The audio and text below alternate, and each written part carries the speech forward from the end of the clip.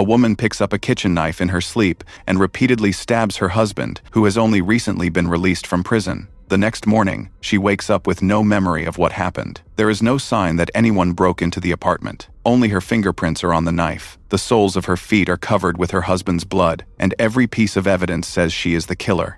But there is one problem. The woman is taking an antidepressant, and one possible side effect of that medication is sleepwalking. If she really killed her husband while unconscious, this is no longer a simple case of intentional murder. But the doctor who prescribed the medication already knew she had started sleepwalking, and he still allowed her to keep taking it. That means the woman may not be fully responsible for the killing. Instead, the doctor may be the one whose career gets destroyed. But the case soon raises an even more dangerous question. Did the medication really make her kill her husband? Or did someone want everyone to believe from the beginning that this was nothing more than a tragic side effect? 4 years earlier, the woman was living a completely different life. Her name is Emily. Her husband, Martin, works in finance. They live in an expensive home and move through New York's wealthy social circles. But Martin is arrested for insider trading and sentenced to 4 years in prison. Their money and the life they once had nearly disappear overnight. The sudden collapse sends Emily into a severe depression. It is during that period that she begins seeing a psychiatrist named Victoria.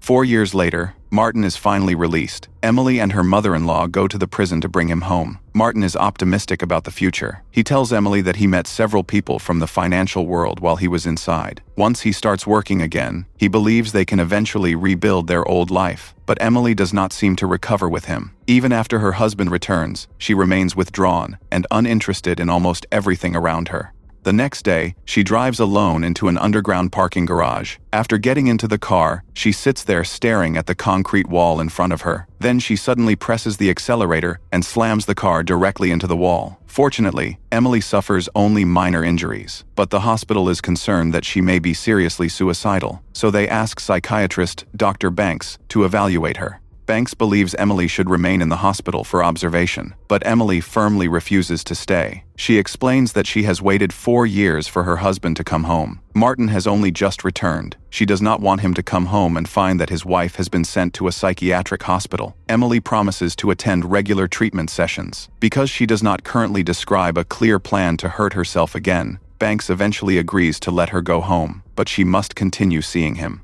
During later sessions, Emily tells Banks that she has suffered from depression before. She was also treated by Victoria for several months. Banks contacts Victoria to learn more about Emily's history. Victoria explains that Martin's imprisonment, the collapse of their finances, and the lack of attention Emily received from her father growing up all made her especially sensitive to feeling abandoned by men. She also tells Banks about a newer antidepressant called Ablixa. Victoria says several of her patients have responded well to it. Banks does not immediately follow her suggestion. Instead, he tries several more conventional medications, but Emily shows little improvement. At one gathering, she suddenly breaks down emotionally. Later, while standing on a subway platform, she appears to lose control again and slowly moves toward the tracks. Fortunately, a nearby worker notices in time and pulls her back. After this incident, Emily returns to Banks on her own. She tells him the medication she is taking is not helping. If anything, it is making her feel even worse. Emily also mentions a coworker named Julia. Julia has struggled with depression too, and she recently started taking Ablixa. According to Emily, the results have been excellent. Banks remembers that Victoria recommended the same drug. With Victoria recommending it and Emily strongly asking for it, he finally agrees to prescribe Ablixa. At first, the change is dramatic. Emily's mood quickly stabilizes. She returns to work, and she begins talking to Martin again. For the first time in a long while, their marriage seems to be getting back on track. But it does not take long for a new problem to appear. It's the middle of the night. Turn down the music. He leaves the bedroom and finds Emily in the kitchen, preparing breakfast. Martin calls her name repeatedly, but Emily does not respond. The next morning, she has no memory of what she did. Emily has started sleepwalking. Martin immediately takes her back to Banks. He wants Emily to stop taking Ablixa and switch to something else, but Emily strongly objects. Before this medication, her depression had made normal life almost impossible. Now that her mood and energy are finally back, Emily does not want to lose that progress. She would rather deal with occasional sleepwalking than return to the way she felt before. Banks decides not to stop the drug immediately. Instead, he adds another treatment and hopes it will control the sleepwalking. For a while, everything appears stable again. Then one night, Martin comes home from work and hears the sound of chopping from the kitchen. Assuming Emily is sleepwalking again, he walks toward her and tries to wake her. Then the scene from the beginning plays out. The next morning, Emily wakes up and finds Martin lying in a pool of blood. Terrified, she calls the police, and officers quickly arrive at the apartment. There is no sign that anyone broke in. Every piece of evidence points to Emily, but she insists that she remembers absolutely nothing. The police contact her psychiatrist, Banks, to understand her medical history. After hearing what happened, the first possibility that comes to his mind is sleepwalking. Emily had already shown clear episodes of sleepwalking, and they only began after she started taking Ablixa. If she really was unconscious when Martin was killed, then his death is no longer a simple case of intentional murder. But that creates another problem, because someone else may have to take responsibility. That person is Banks, the doctor who prescribed the medication. Even after Emily began sleepwalking, he allowed her to continue taking it. The prosecutor handling the case tells Banks directly that someone will ultimately have to answer for what happened. Either Emily knowingly killed her husband while fully conscious, or something went seriously wrong with her treatment. Banks is trapped between two choices. He could protect his career by insisting Emily committed intentional murder, but that could send a patient to prison, even though he believes she acted while unconscious. If he admits that the medication and treatment may have contributed to Martin's death, his own career could be destroyed. In the end, Banks chooses to testify, according to his professional judgment. Meanwhile, Emily continues reinforcing the claim that the killing was caused by a drug side effect. When she meets Martin's mother, she repeatedly apologizes and insists that she has no memory of what happened that night. She also prepares a public statement. Emily wants her mother-in-law to help expose the possible dangers of Ablixa to the media. Martin's mother believes her. Emily waited 4 years for Martin to come home. Their marriage had always seemed strong. Martin's mother sees no reason why Emily would suddenly decide to murder him, so she agrees to speak publicly. What began as a family tragedy quickly turns into a nationwide drug scandal. The pharmaceutical company behind Ablixa comes under intense scrutiny. Banks, the doctor who prescribed it, becomes a target as well. His patients begin canceling appointments. Colleagues distance themselves from him. His relationships with hospitals and the pharmaceutical industry begin falling apart. But even as his career suffers, Banks continues to stand by his original medical judgment. The court ultimately accepts the argument that Emily lacked criminal responsibility because of her mental state and the effects of the medication. She is found not guilty. But that does not mean she can simply go home. She has still killed someone while supposedly sleepwalking. The court orders her to remain in a psychiatric hospital for treatment. She can only return to society once her doctor determines that she is no longer a danger to herself or anyone else, and the doctor responsible for evaluating her is still Banks. At this point, the case appears to be over. Emily has escaped a murder conviction, while Banks has nearly lost everything. But while he continues investigating how Ablixa could have led to such serious consequences, one detail finally makes him suspicious. He discovers that Victoria had previously studied the connection between Ablixa and sleepwalking. That alone is not unusual. What is unusual is what she says when Banks confronts her about recommending the drug. Victoria lets slip that Emily had sleepwalked more than once. Banks immediately asks how she knows that. Those details should exist only in his private treatment records with Emily. Victoria hesitates for a moment. Then she claims that she learned it from news reports. The explanation is possible, but Banks now suspects that there may be a connection between the two women that he does not know about.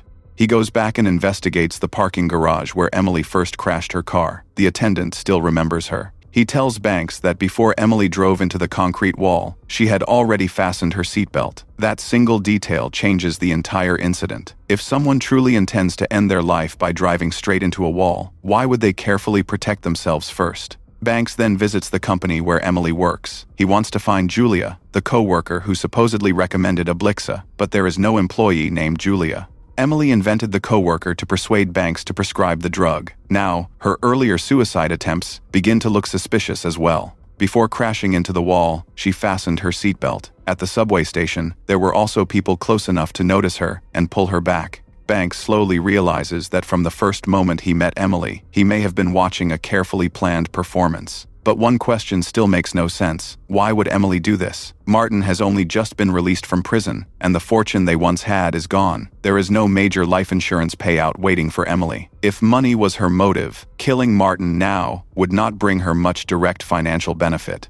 The answer soon appears from another direction. Because of the case, Ablixa is buried under negative publicity. The company behind the drug takes a serious hit in the market. At the same time, its competitors benefit. Someone had already positioned themselves in those stocks before the scandal began. When the prices moved, they made a huge profit. Banks finally understands that Martin's death may never have been the real objective. The real money was in pharmaceutical stocks. If someone knew in advance that a woman taking Ablixa was about to kill her husband because of supposed sleepwalking, they could bet on the market reaction before anyone else. This is no longer just a domestic murder. There may be another person behind the entire plan. Someone who understands the medical system and the drugs. That person could help Emily create a complete set of believable symptoms. Banks decides to test his theory. He returns to the psychiatric hospital and tells Emily that he wants to perform a special evaluation. He claims he will inject her with a drug similar to a truth serum. According to Banks, the medication will gradually make her more relaxed and drowsy. It should also make it harder for her to hide what she is really thinking. If the test shows that Emily is stable, Banks can submit the results to the court and help her leave the hospital sooner.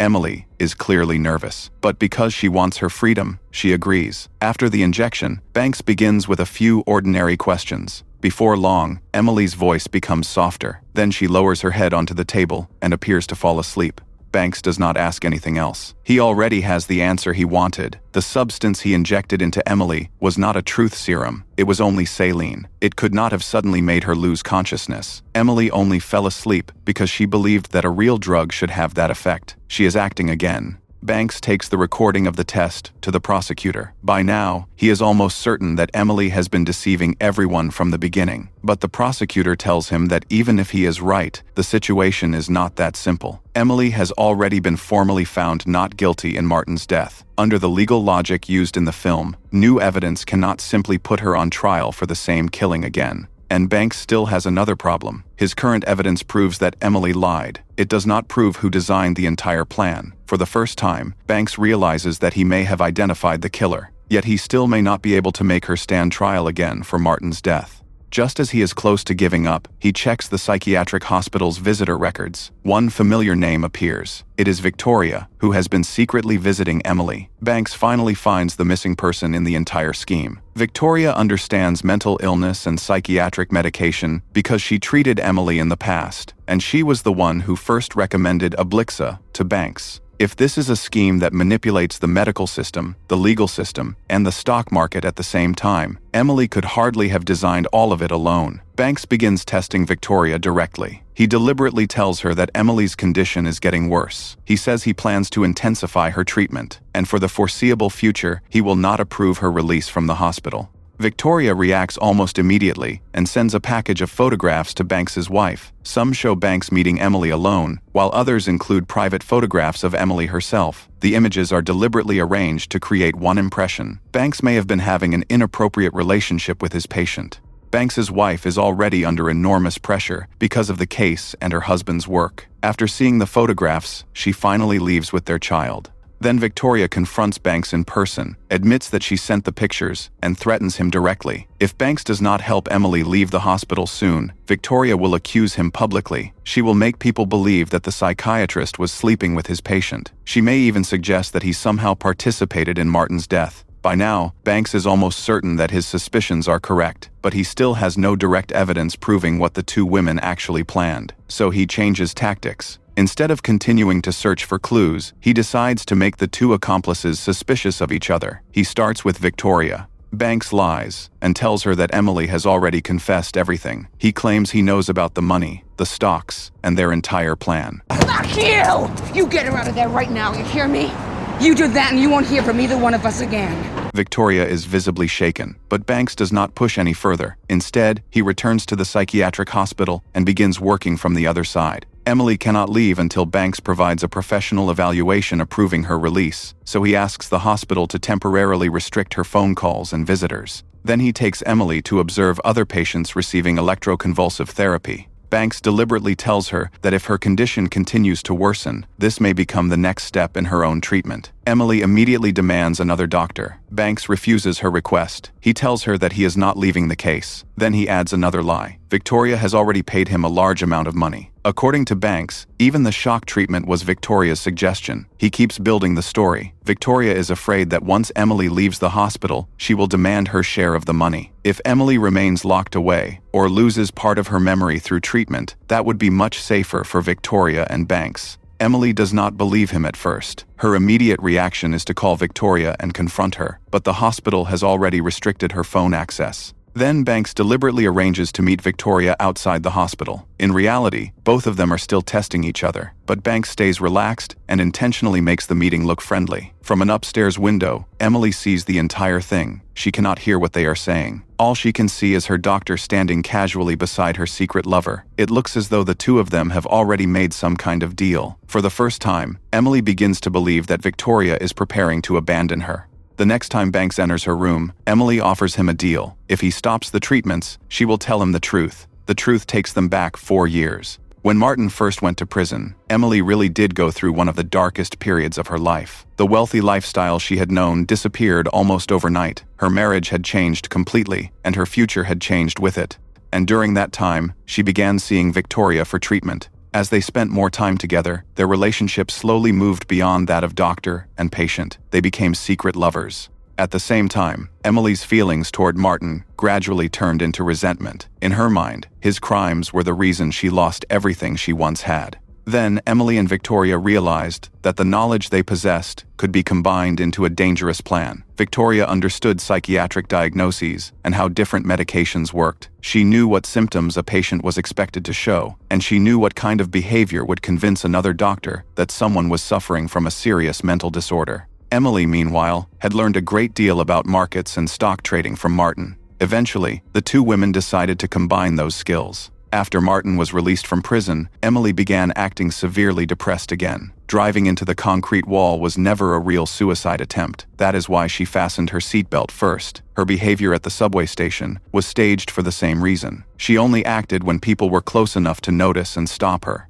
Every incident was designed to build a believable psychiatric history. Then, using Victoria's medical advice and the completely fictional co-worker named Julia, Emily slowly pushed Banks toward prescribing Ablixa. Emily had not actually taken the earlier medications. The only drug she truly used was Ablixa, but the severe sleepwalking and the other side effects that shaped the entire case were all an act. That way, once Emily killed Martin with her own hands, everyone would reach the same conclusion. Emily did not deliberately murder her husband. The medication made her kill him while she was unconscious. And once Martin's death became a major scandal involving Ablixa, the company behind the drug would take a hit in the market. Its competitors' stocks could rise. Victoria and Emily had positioned themselves financially before the scandal ever happened. They could eliminate Martin and make a huge profit from the market reaction that followed. Banks was never their real target. He was simply the doctor who happened to follow normal medical procedure and write Emily the prescription they needed. What Emily never expected was that this pawn in the plan would eventually start investigating the entire scheme.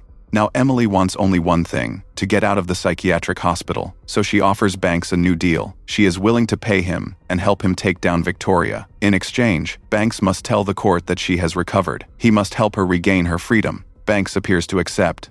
Soon afterward, he submits a new psychiatric evaluation to the court. He states that after continued treatment, Emily is no longer a danger to herself or anyone else. She is finally released from the hospital. The first thing Emily does with her freedom is go see Victoria. Victoria believes her threats against Banks worked. She has no idea that Emily is now convinced she was betrayed. When the two women meet, they become intimate again. Emily deliberately asks how much money they made from the stock trades. Then she asks where the money is being kept. Victoria has no reason to suspect anything. She begins revealing key details about the accounts and the plan. But while the two women embrace, Victoria suddenly feels a device hidden on Emily's body. It is a police wire. Victoria instantly understands that Emily is the one who betrayed her. But it is already too late, because the police are waiting outside.